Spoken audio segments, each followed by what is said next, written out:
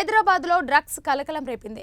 నగరంలోని మణికొండ పరిధిలోని the cave పబ్పై పోలీసులు, నార్కటిక్ బ్యూరో అధికారులు దాడులు చేశారు.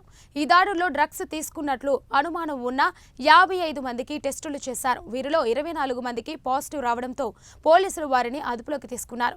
డ్రగ్స్తో పట్టుబడిన వారిలో పబ్ నిర్వాహకులు, డీజే ఆపరేటర్లు ఉన్నారు. పబ్లో గంజాయి, ఇతర మత్తు పదార్థాలు సేవించిన ఆనవాళ్లను పోలీసులు గుర్తించారు.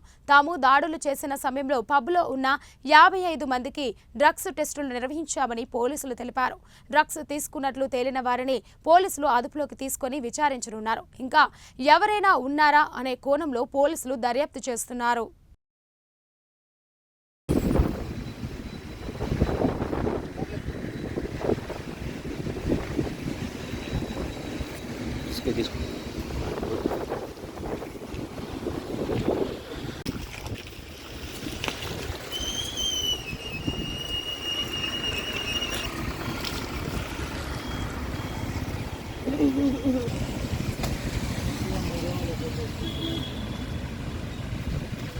వచ్చింది ఎక్కువ గాంజా ఉంది.